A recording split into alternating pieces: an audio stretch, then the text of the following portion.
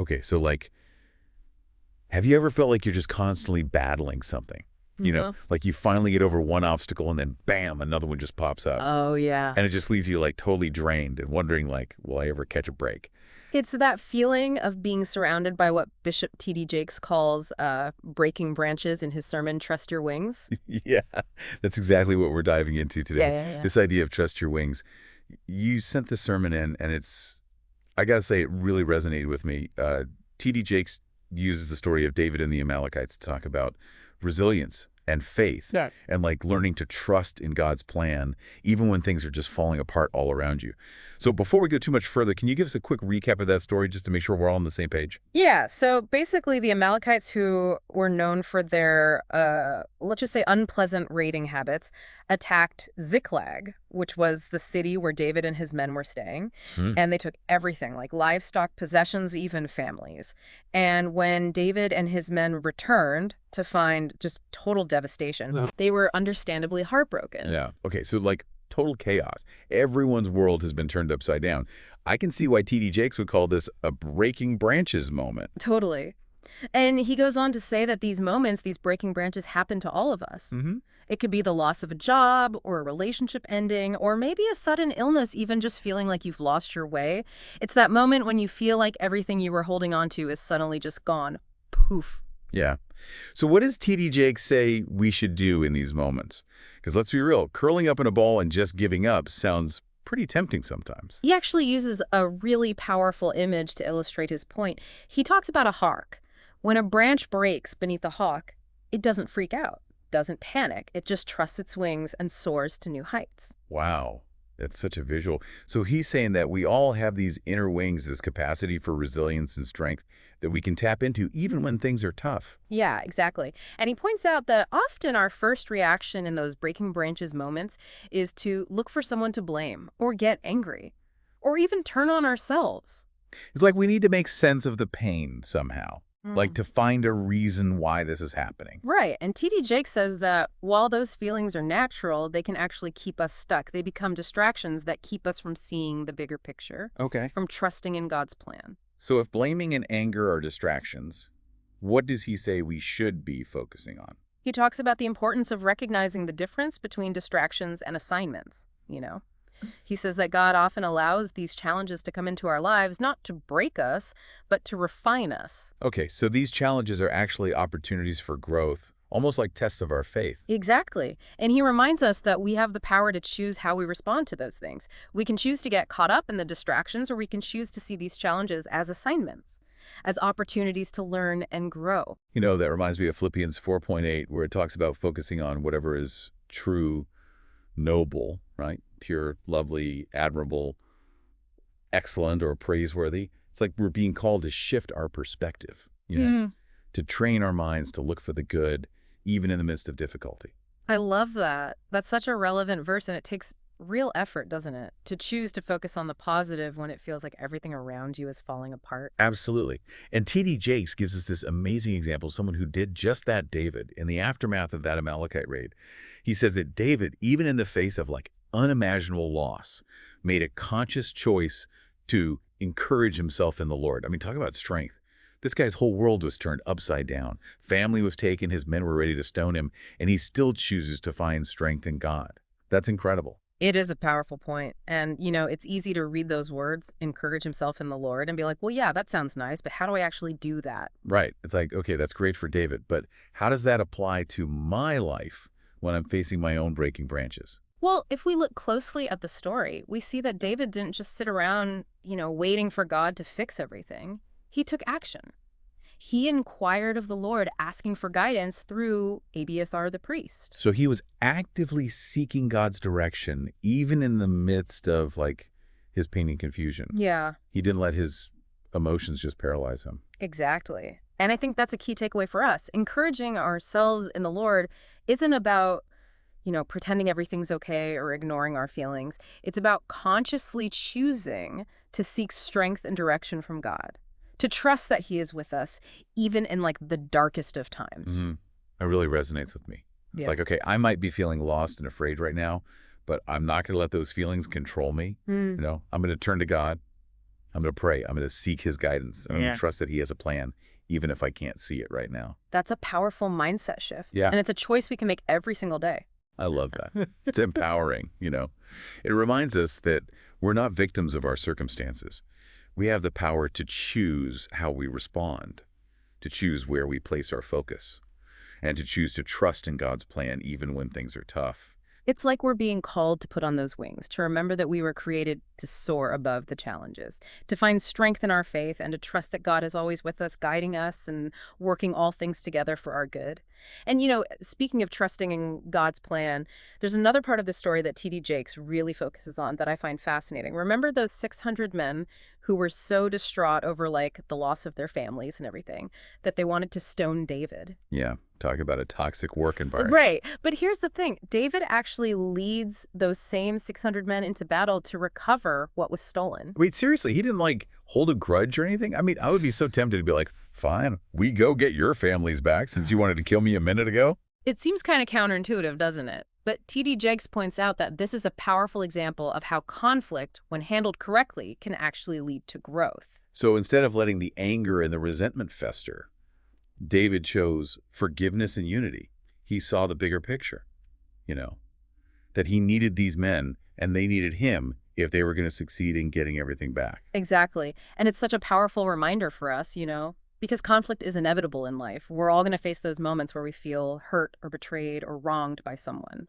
But T.D. Jakes is challenging us to see those moments as opportunities for growth, rather than letting them become sources of division and destruction. It's like instead of focusing on the hurt, we can choose to see the potential for reconciliation or understanding or even for strengthening the relationship. Right. And, I think it's important to acknowledge that forgiveness isn't easy. It's not about pretending that the hurt didn't happen or condoning bad behavior. It's about making a conscious choice to release the anger and the resentment that is honestly poisoning us from the inside out. It's like that saying, holding on to anger is like drinking poison and expecting the other person to die. It's really about freeing ourselves from the burden of that negativity. Exactly. And when we choose forgiveness, we open ourselves up to the possibility of something new, something better. We create space for healing, for growth, for deeper connection. Yeah, it's like in the story, David's choice to forgive those men not only helped them recover what was lost, but it also brought them closer together as a team. They went through this incredibly challenging experience and they came out stronger on the other side because they chose unity over division. That's such a great point. And, it's not just about forgiving others, it's also about forgiving ourselves. Oh man, that's a tough one. I know I'm definitely guilty of holding on to past mistakes, letting that guilt and shame keep me from moving forward. It's so common, though, isn't it? I mean, we tend to be our own harshest critics. Yeah. But T.D. Jakes reminds us that God's grace is available to us, too. He doesn't want us to stay stuck in that cycle of self-condemnation, He offers us forgiveness and invites us to embrace a new beginning. That's a really beautiful thought. Yeah. It's like, okay, I messed up, but I can learn from it. I can grow from it and I can move on. I don't have to let those past mistakes define me. Exactly. And it's in those moments of self-forgiveness that we open ourselves up to the transformative power of God's love and grace, We allow ourselves to step into the fullness of who He created us to be. I love that. So we've talked about forgiveness, about seeing conflict as an opportunity for growth. What else does T.D. Jakes highlight in this story? Well, he talks about this really interesting contrast between David and King Saul. Remember how Saul offered David his armor before he went to fight Goliath? Oh yeah, that fancy shiny armor that ended up being more of a hindrance than a help. Exactly. And T.D. Jakes uses that image to illustrate a really powerful point. He says that sometimes we're tempted to rely on outward appearances, on those things that look impressive to the world, but they might not actually be the tools we need to succeed. It's like we think we need this fancy armor or this perfect resume or this impressive social media presence to make it in life. Yeah. But what T.D. Jakes is saying is that the real weapons are often the things that have been tested and proven in our own lives. Yeah. It's like instead of trying to be someone we're not, we need to embrace our own unique strengths and our own unique experiences and trust that God has equipped us with everything we need to fulfill His purpose for our lives. He's saying trust your slingshot. Trust your slingshot, exactly.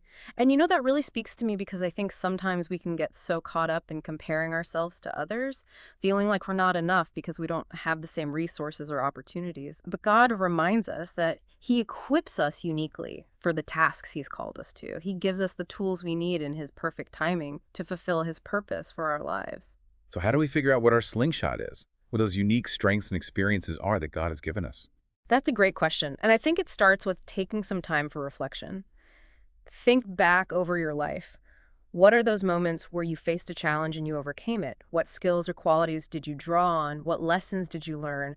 Those are all clues to what your slingshot might be. So it's about looking for those patterns, those recurring themes in our lives that point to our strengths and our God-given abilities. Exactly. And sometimes those slingshots might not look impressive or flashy. They might be simple, even humble. Right. But they're effective because they've been forged in the fires of our own unique journeys. It's like that old saying, what doesn't kill you makes you stronger. Yes. Our experiences, both good and bad, have shaped us, refined us, and prepared us for the tasks that lie ahead. I love that. So we're not defined by our past mistakes or by what other people think of us or by what we don't have. We're defined by God's purpose for our lives. And He has equipped us with everything we need to fulfill that purpose. And it's in those moments of recognizing the value of our own unique journeys that we can truly step into our power and embrace the fullness of who God created us to be. This has been like such an incredible journey so far. It's amazing how T.D. Jakes takes this story of David and the Amalekites and unpacks so much wisdom that's just so relevant for our lives today. Absolutely. And, he ends the sermon with this incredibly powerful message of hope. Oh, yeah. He talks about how God doesn't just promise to restore what was lost, but to restore it with joy. Right. There's something so profound and hopeful in that promise. It's not just about getting back what was lost, but about receiving it back with even greater abundance, with a newfound sense of appreciation and gratitude. It's like God takes those broken pieces, those shattered dreams, those moments of loss and pain, and He weaves them together into something even more beautiful, something more resilient, something that radiates with His joy. And it's in those moments of trusting in God's promises, of believing that He is working all things together for our good, that we experience true peace and contentment, even amidst the storms of life. It's interesting that you bring up that point about restoration with joy, because I think sometimes when we're going through a difficult season, it's hard to even imagine, feeling joy again. Yeah. It's like we're so focused on the pain and the loss and the unfairness of it all that joy just feels like this distant, almost impossible concept. That's so true. We can get stuck in this cycle of negativity where we're constantly replaying the hurt and the disappointment, the what ifs. But what T.D. Jakes is reminding us is that God's plan for us is so much bigger than our current circumstances. He sees the bigger picture, and He knows what's coming next. So even when we can't see it, even when we don't feel it, the joy is still there waiting for us on the other side of this. Absolutely. And I think it's important to remember that, restoration doesn't always mean getting back exactly what we lost.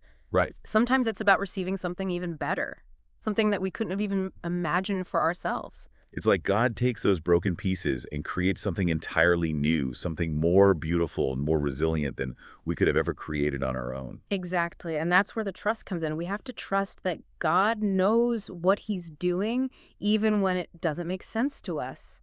We have to trust that He has a plan and that His plan is for our good, even when it feels like everything is falling apart. That reminds me of Romans 8.28. Oh, yeah. Where it says, and we know that in all things God works for the good of those who love Him, who have been called according to His purpose. Yeah. It's like a promise that even when we don't understand what's happening, we can trust that God is using it for our ultimate benefit. Yes. I love that verse. It's such a powerful reminder that we're not alone in this journey. God is with us every step of the way, working behind the scenes, orchestrating events for our good. It's like He's this master weaver, taking those threads of our lives, the good, the bad, the messy, and weaving them together into this beautiful tapestry that ultimately reflects His glory and His love for us. That's a beautiful image. And one of the things that T.D. Jakes really emphasizes in this sermon is the importance of not just passively waiting for God to work, but actively partnering with Him in the process of restoration. So it's not just about sitting back and saying, okay, God, fix this, but about taking ownership of our choices and our actions and our attitudes. Exactly. He reminds us that we have a role to play in this. We have to choose forgiveness. We have to choose to focus on the positive we have, to choose to trust in God's plan, and we have to choose to take action. Remember how David inquired of the Lord through the priest? Right. He didn't just sit around feeling sorry for himself. He sought guidance, and then he took action based on that guidance. So it's about aligning our will with God's will, recognizing that He's the one in control, but also understanding that He's given us free will and the ability to make choices that either hinder or help His plan for our lives. I think that's a really important distinction. It's not about trying to force things to happen or manipulate situations to get what we want. It's about surrendering to God's will, Right. trusting His timing, and being willing to take those steps of faith when He prompts us to. And I think sometimes those steps of faith can feel really scary, Yeah. especially when we're in a season of like uncertainty or loss. It's like we're being asked to jump without knowing for sure that there's a net to catch us. That's where the trust comes in again, right? We have to Definitely. trust that God is faithful, that He keeps His promises, and that He won't let us fall. It's like we have to learn to walk by faith, not by sight. We might not always understand what God is doing or why things are happening the way they are, but we can choose to trust that He is good, that He loves us, and that He has a plan. You know, T.D. Jakes ends the sermon with this powerful image of a plane taking off. He talks about how when a plane is taking off, it has to go against a wind, it has to face resistance. But it's Yeah. that very resistance that gives it the lift it needs to soar to new heights. Wow. So he's saying that the challenges we face, those breaking branches, those moments of resistance, those are actually the things that can propel us forward, that can help us grow Yeah. and become who God created us to be. Exactly. And it's in those moments of trusting in God's plan, of leaning into His strength, of choosing to focus on the positive, of taking those steps of faith that we experience the true power of trust your wings. This has been such an incredible deep dive. I feel like we've only just scratched the surface of all the wisdom and insight that is packed into this sermon. I agree. It's definitely a message that deserves to be revisited and pondered, and I think it's one that's going to continue to resonate with us long after we finish this conversation. Absolutely. And as we wrap this up, I just want to encourage you, our listener, to really take some time to reflect on what we've discussed today. Think about those breaking branches in your own life. What are those challenges, those moments of loss or uncertainty that are causing you to feel stuck or discouraged? And more importantly, how can you start trusting your wings, those God-given strengths, experiences, and gifts that He has placed within you? Remember, you are not alone in this journey. God is with you. He loves you, and He has a plan for your life. Choose to trust Him. Choose to focus on the positive. Choose to forgive, and choose to take those steps of faith. You might be surprised at the incredible heights that you can reach when you learn to trust your wings. Thanks for joining us.